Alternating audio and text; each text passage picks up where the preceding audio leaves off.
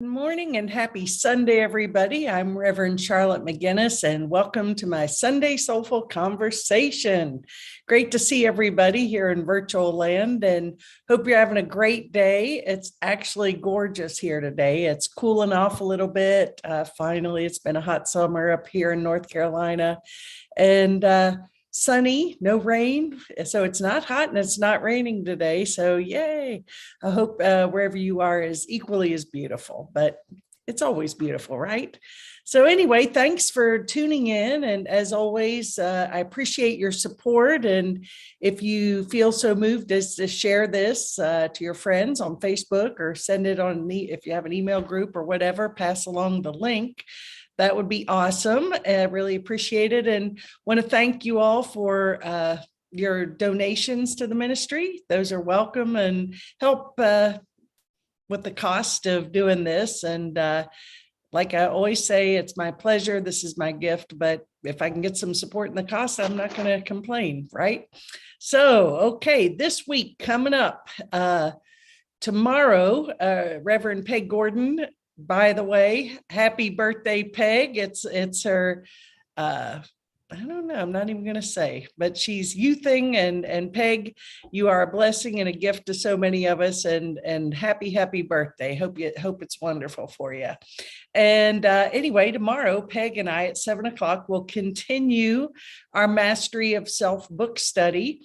And it's the proceeds of that, if you choose to donate, go to the Alliance of Divine Love Ministry, 100% of the proceeds. And we're thrilled to be able to do that. And it's a great book. And if you don't have the book, it's okay. The conversation's there. We've got an outline of what we're going to discuss. You'll get it whether you've read it or not.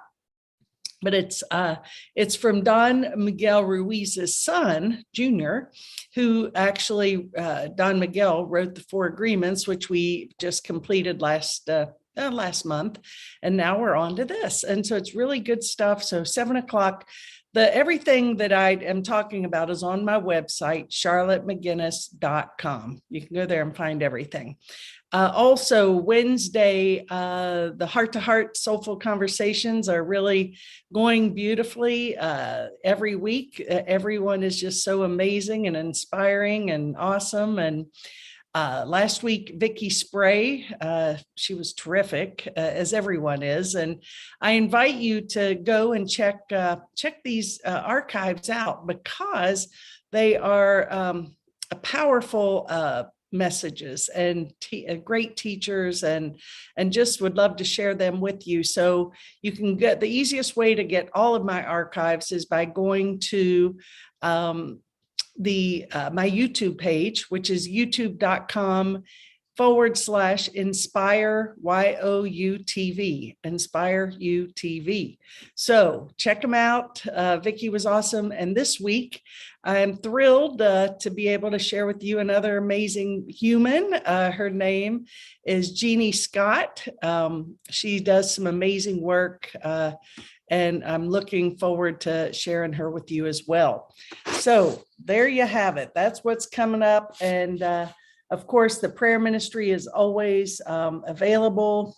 We're here. We've got a great team of prayer warriors, and would love to be able to offer that service to you again on my website, prayer ministry, right there on the home page, so you don't miss it. Okay, so this year, we live in Western North Carolina. Flat Rock actually is the town. The Alliance of Divine Love national headquarters are actually less than a mile from our house. Pretty cool.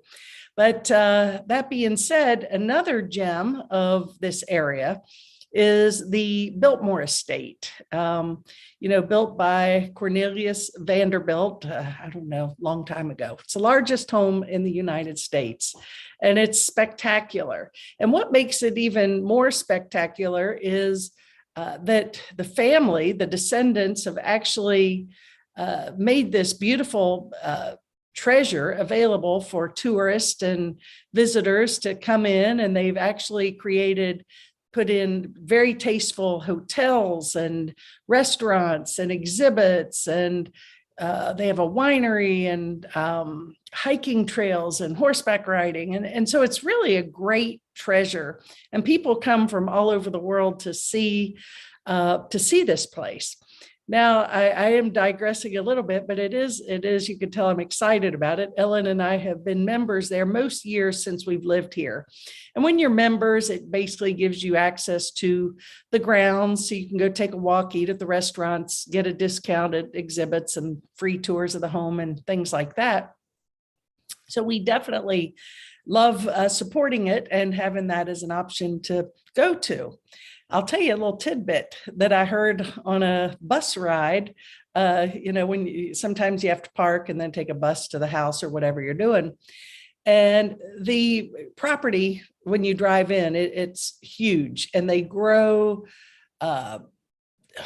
They have their own grass-fed beef that they have on the grounds there that they raise. They have all the fruits and vegetables. You can't imagine how much produce is grown on that property. And it seems as though when you're driving, it goes on and on and on. And it's, I think, around 8,000 acres, which is a big piece of land, right?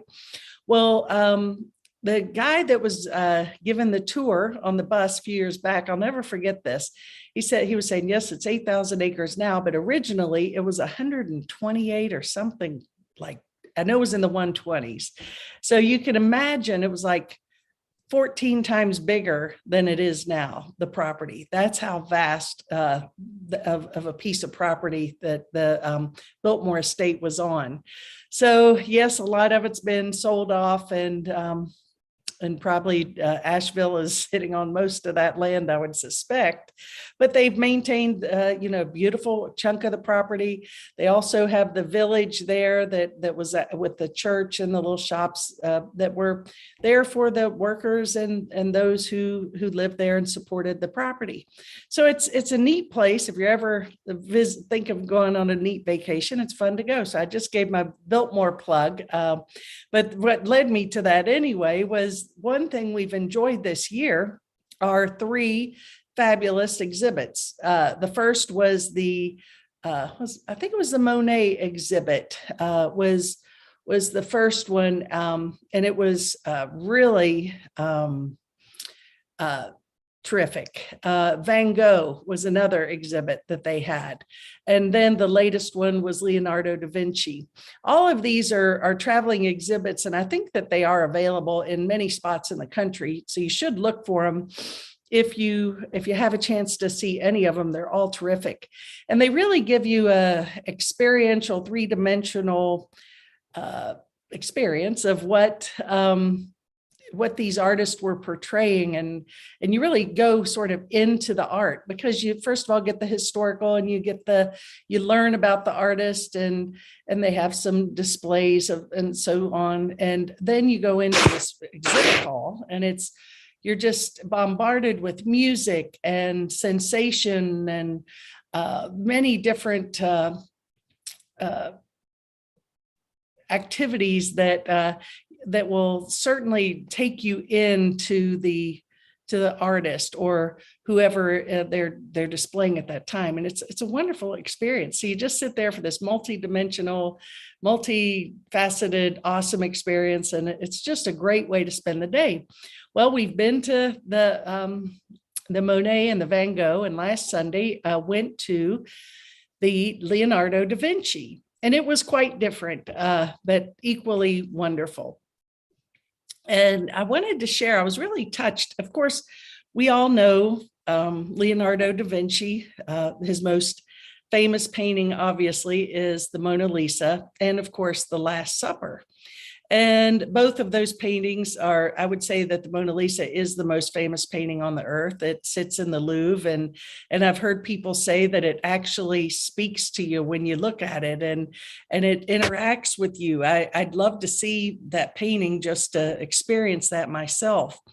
I've also been I've always loved the Last Supper that Leonardo painted. It's just so moving, and I just love it. And that's actually not in a museum; it's in a monastery in France, I think. But anyway, I don't think it'll ever be moved, and nor should it be. But it's also a very powerful rendition of Christ's Last Supper. And there's so much depth to it if you go into all the detail that Leonardo put into that painting and all of his paintings. And one thing that I actually, I have to say, I was a fan of the movies, the books. Well, I'm more of a movie than a book person, what can I say? But I did actually read the Da Vinci Code. And Dan Brown years ago, maybe 20 years ago, that was like some big hot thing, and all these secret things that were embedded in Leonardo's expressions, and very cool stuff. And so it certainly, I think, triggered an even bigger interest in Leonardo da Vinci. So anyway, beautiful paintings. And as I said, the detail, well, you know, learning about this Leonardo, I keep wanting to say DiCaprio, Leonardo da Vinci, he was way more than I ever had any idea. Besides being an artist and an inventor, he was an engineer. He had a great knowledge of the human body. He was very attentive to detail. He had extreme interest of all parts of the human body in the eye. And he went into great detail of how to understand the workings of the human body and the eyes and what they meant. And he was a master of many, many, many things. He was born in 1452 and he died in 1519. So he lived actually during that period a pretty long life. And one thing I found interesting, you know, with the detail, and I think I heard this on an interview that I was watching this week, just trying to get a little more acquainted with who he was. This fellow said his attention to detail was meticulous. It was amazing. He went as far as to describe in detail the tongue of a woodpecker. Now, what would make somebody that interested or that attentive? So really today I'm going to, I'm always curious. That's why I do these Wednesday heart-to-heart conversations. I'm very curious about what makes people work, how they think, what makes them who they are, where they got their inspiration. You know, how can people come in with these gifts such as Leonardo da Vinci and be able to do so much in relatively short period of time? He was for sure a Renaissance man. A couple of just personal tidbits about him. He was born out of wedlock. And he was a lefty, left-handed, and at that time that probably was thought of as evil, okay, because lefties, even in recent history, have been, you know, thought of as a deformity. And so he was left-handed. He was gay. Did you know that? I didn't know that. And of course, as someone said, he was a hunk and very good looking. So he definitely was, I would consider, a Renaissance man. He was very interested in nature, in beauty. He was able to see the beauty in all things, which is really what we're all here to do. But even more so, he was able to take what he saw and to be able to put it out and express it. He was actually, this is very cool, he was an inventor. So he had a huge interest in flying. So he actually, all these drawings that he had done, now they actually had on display, and I think they do at several of his exhibits, of the glider. You know, he had a fascination, as I was saying, with flying. So he basically was very far ahead of any of us that we've ever imagined on flying. He had a fascination with it. They had his scuba gear. Now you're looking at 700 years ago. He designed scuba gear so people could go down underwater and work on underneath the ships. And it was very sophisticated for the time. He also created a lot of war weapons for war. Machine guns, and very interesting the way they were, that they would actually crank them and how they worked. The first tank, that was also on display. They had a model, and I think it was an actual size model of what they used. And they said 8 men, so they must have been very small, but they were in there in these tanks, and they had all this their guns in there, and they were able to fire from this interesting tank. So he definitely, of course, we know the Mona Lisa.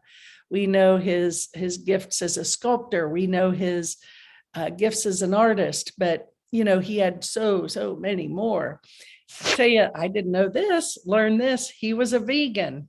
He did not believe in that we should be eating animals, and said one day we'll realize that. Well, maybe this is the generation that is moving in that direction. Maybe not, I don't know, but there tends to be a lot of more interest in plant-based eating and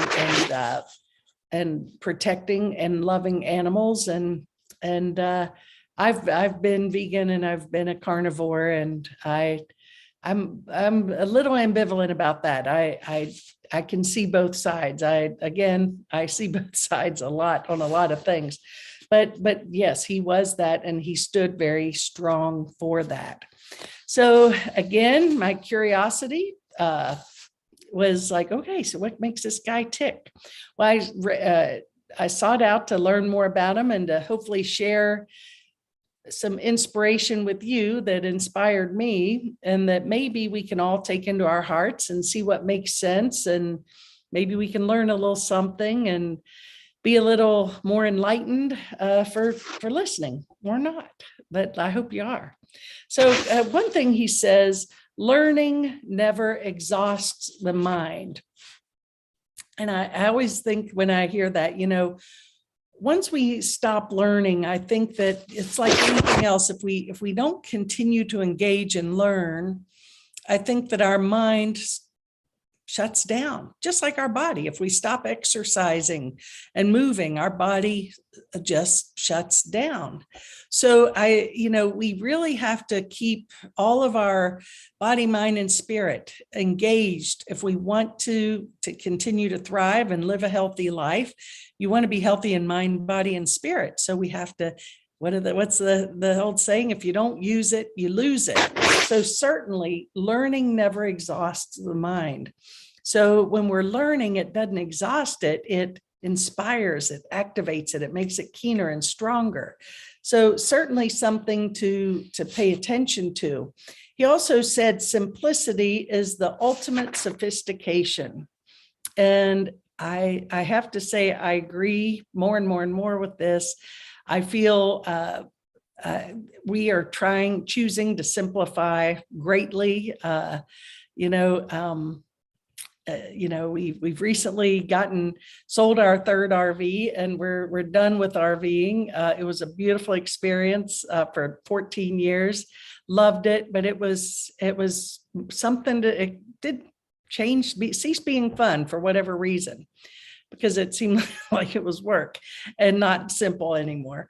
And if you're into RVing, I get it. I think it's awesome. But it's knowing also, I think part of life is knowing when something has served its purpose.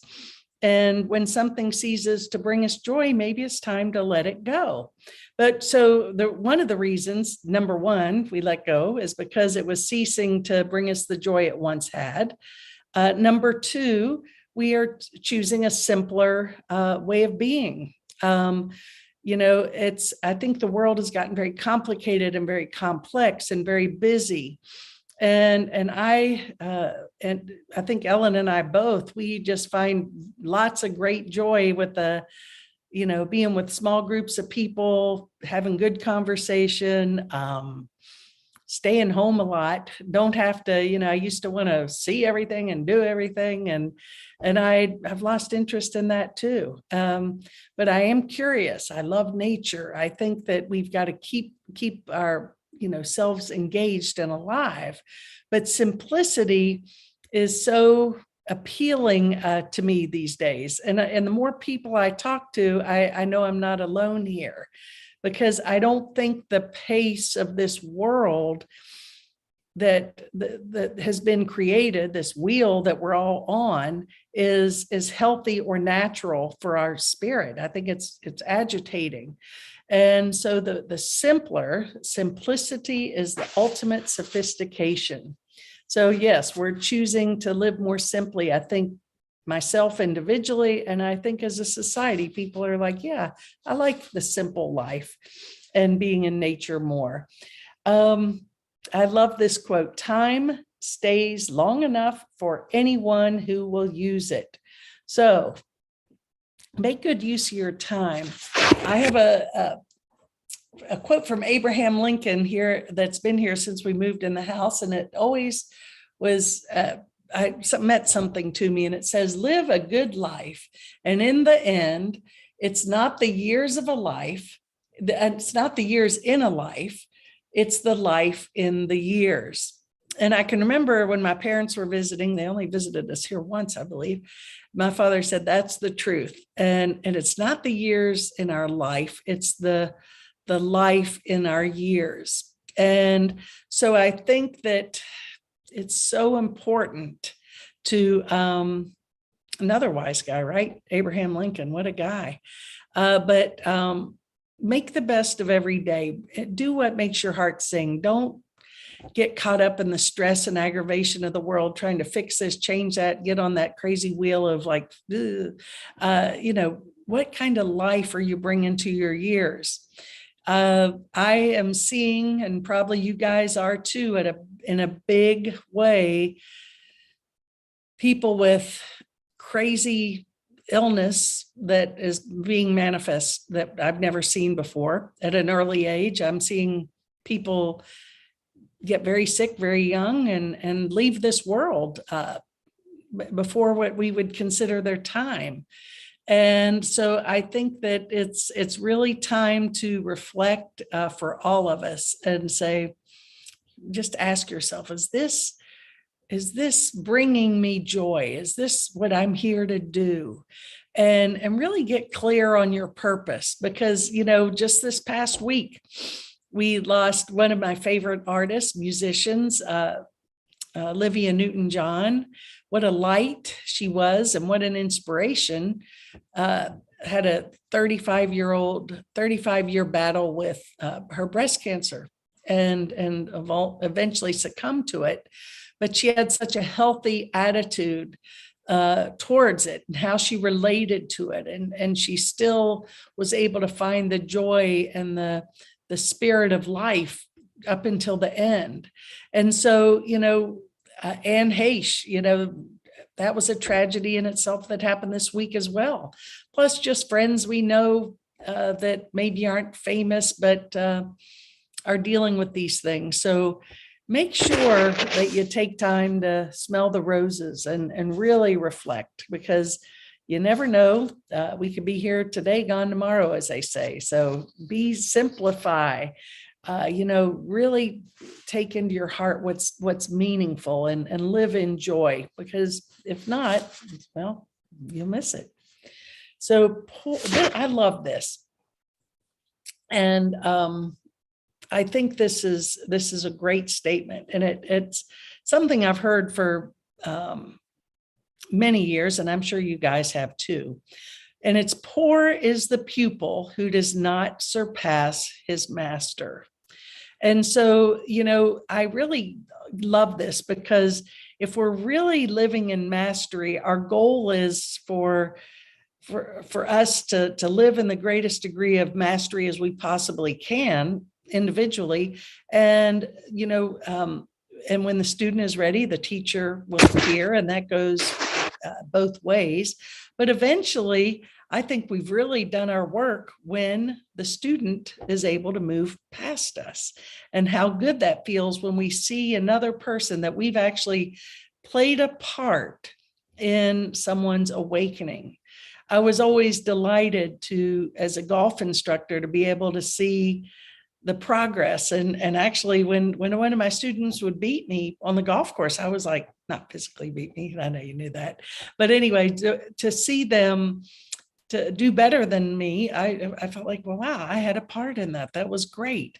So, if we're really good students, which we are all in this classroom earth, even our brother Jesus said, even the least among you will do all I've done and greater things. Right there is that same statement. He was telling us that we can do everything he's done and even greater things if we have that faith and believe. And so we've got to get out of this limited belief that we can only go so far. I think that's what made Da Vinci and other masters so much of who they were and how they were able to express. They were curious, they were open-minded, they were willing to explore and discover. They weren't afraid to fail. They had their challenges, there's no question. One of my favorite quotes, and I'm sure you've heard me say it before, is, masters know how to fail more than they've won. And Thomas Edison, when he was trying to invent the light bulb, says, well, at least I know 10,000 ways that don't work in making a light bulb. So, the difference between a master and an average person, whatever that is that the masters they weren't afraid to fail. So, we're all going to make mistakes. Just pick ourselves up, move on, let it go, and use it as an opportunity to learn.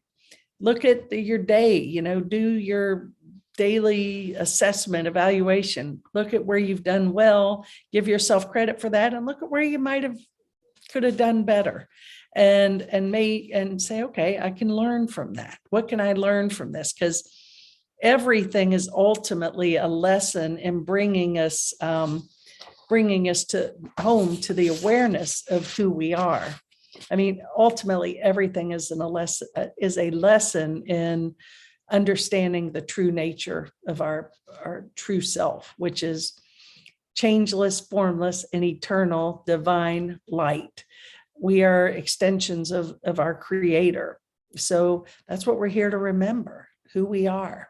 So I love this too. So many people are, as we've talked about, more than ever, and I know it comes with aging, but I also know that mortality is in more people's faces, even when they're not of dying age, whatever that means.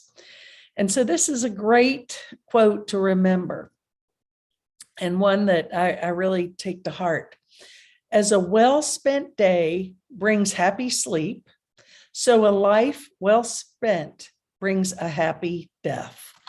And, I think that that's so important. When you have a good day, you sleep good. And, when you can just let go of the nonsense and you've had a great day, and just sleep like a baby and feel good. Well, that, as he said here, a life well spent brings a happy death. And I really believe that people are waking up to understanding more about death and the afterlife and the nature of eternity and our soul's eternal nature, and that death is nothing to fear at all. And actually it's something to rejoice in and feel, look forward to. But yet I think we have not embraced death as much as we can for the health, mental health and well-being of all of us. And guess what? It is going to happen to all of us sometime, right? So making peace with that is huge. And this here is a great formula for that, because I believe that this is my belief, that I believe our souls are eternal and continue beyond this experience in this body. This is just, I dropped in here to play this role in this dream, and I'm playing the Charlotte role, doing what I do, and you're doing your thing. And we come in, and then we just like, okay, that work's done there. I'm gonna leave. Our soul does continue, and whether or not it comes back, reincarnates into another body or an animal, or goes to another planet. I don't know exactly what that looks like for me or what my thoughts are on that, but I do know that our souls are evolving and growing, and we do continue past this, and we carry with us the love that all our past, except its beauty, is gone. All that remains is a blessing. So we just carry forth all the love that we brought into this. So if we can build on that love, then we can just have a continuation of that for our next experience. So happy life, happy death. And just for the record, I also would love, I think I would love it. I'd love to live a really long, healthy life, as long as I can be productive, be clear, be healthy, and be a servant. I would love to have a long, healthy life, like 125 years or something. And I'm okay with whatever that is. So interesting. Okay. I thought this was an interesting quote, and he says, a painter should begin every canvas with a wash of black, because all things in nature are dark except where exposed to light. So that's what this is, everything in nature. And I take that as us. I take it as ourselves, as everything in the world, in the universe, in nature is dark. And what we're here to do is to remember to turn the light switch on and to shine the light on it. And guess what? When we do that, all the darkness disappears. And what is that light? That is our Creator. That's love. That's God, whatever God means to you. So when we flip on the switch, allow that light to illuminate the darkness, all fear disappears. So it's about remembering to turn the light on. So I love his idea of the painter should start with a black canvas and then go from there, not a white canvas. And I went back to, don't want to dwell too much on this because it's, he says our life is made by the death of others. And that basically has many contexts to it, but I take that also as vegan. And he says, the time will come when men such as I will look upon the murder of animals as they look on the murder of men. Truly, man is the king of beasts, for his brutality exceeds them. We live by the death of others. We are burial places. So I'm not here again because I'm not vegan. I have been. I did it 40 years ago for many years. And I understand it. I get it totally. But I think that it's interesting that 700 years ago, and maybe there were lots of vegans at that time, I don't know, but I think he was pretty radical and open-minded. I mean, here he is, a vegan with these strong opinions. He was homosexual. He was very Renaissance and creative and awesome. And he was a man way ahead of his time with his ideas and thoughts. So there was something within him that was able to connect with that divine healing and nature. And he says, we ought not to desire the impossible. And so we ought not to desire the impossible. Nothing is impossible. The only thing that makes something possible or impossible is that we believe we can or we can't. What's the motivation quote? If the mind can believe it, we can achieve it, truly. So we have to shift our belief system. Bruce Lipton says, once we change our mind, Dr. Bruce Lipton. He's talking about the biology of belief and how powerful our beliefs are in creating our reality. Well, he talks about all realities, but mostly from a physical perspective. And he says, once we change our mind about something, we change the biology of our body begins to change and heal. So we are unlimited in possibilities. We just have to be willing to rewire our belief system, our mindset. And we have to, to do this, I think that's why we have to really focus on that which inspires us and makes us happy and lifts us up, and to find what our purpose is. A life without purpose is a life not worth living to me. I think that what keeps me happy and alive is being inspired and tapping into my purpose and asking, is this mine to do? And what's my next step? What should I do? And really listening and paying attention. And I think masters like Da Vinci and others were able to just be open vessels to receive that. They were sort of putting their ego perspective out of the way, their limited thinking, and they were open to receive all the possibilities of what could be and what can be.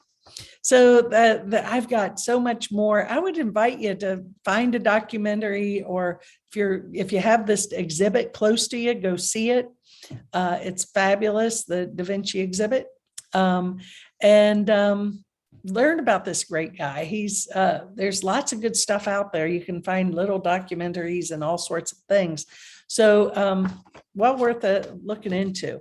So I hope you found this interesting. My whole goal and desire is to remember who I am, to live in the greatest degree of love and light that I can, to activate my cells to change with light and love, and to activate my DNA fully, and to live my purpose, and on and on and on. But that's really what we're all here to do. So I love to share stories and thoughts that others who have attained this, how they did it. And this is a strong statement that I'll leave you with today. And it was, I awoke only to find the rest of the world was still asleep. And that's so meaningful, because I think if we aren't intending and setting our intentions on waking up and to self-discovery and all of these things that we share and talk about every week, we're going to stay asleep. We're going to sort of be numbed by the programs and the belief systems that keep us, flat. And so to activate this, once we activate and use these tools and principles, and there are many, and there's everything we need to wake up is available. It's just if we choose to do it or not. But when we do wake up, I think that we will find that much of the world is still asleep, and that's okay. Everyone's on their path. We can still love and bless everybody who's wherever we love ourselves, where we are on the path and the journey, and everybody else, honor them that as well. Honor them with the dignity that they can be on the path that they're meant to be on. But often I find that I'm less interested in things and certain people that I used to be interested in. I'm not saying that I'm above them or below, above, whatever. I'm just saying that when we wake up, our interests are in everything changes. So it's an exciting journey. I hope you have a chance. If you have a chance, go see it. And thank you all so much for tuning in, and many blessings. See you next week, and namaste.